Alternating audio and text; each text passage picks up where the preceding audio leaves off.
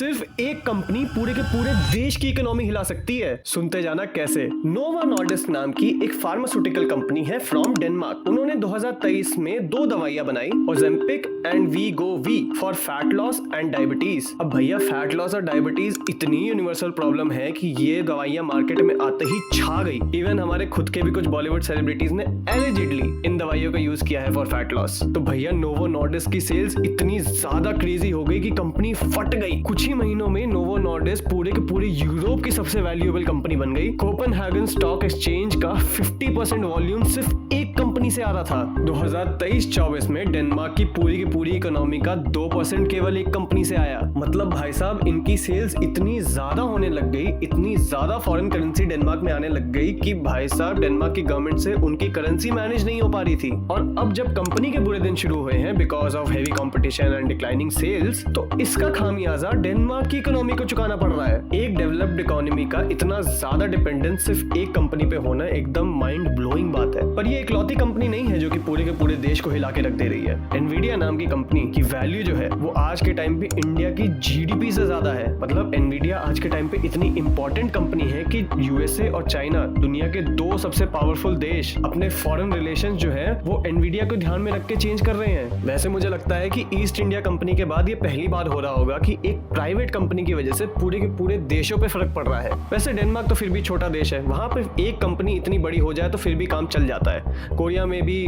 कुछ ही कंपनीज हैं जो कि बहुत बड़ी हैं, बट अगेन कोरिया भी एक कंपैरेटिवली छोटा देश है। बट हाँ ये है कि अगर कोई बड़ा देश है for example India, USA, China, तो वहां पर ऐसा नहीं होना चाहिए कि कुछ कंपनीज ही पूरी की पूरी इकोनॉमी पे असर डाल रही हैं। That's not healthy. डेनमार्क जितने साइज के देश में तो फिर भी चल जाता है ऐसा। अपने ओपिनियन कमेंट में लिख देना। मिलता हूँ अगली वीडियो में, बाय।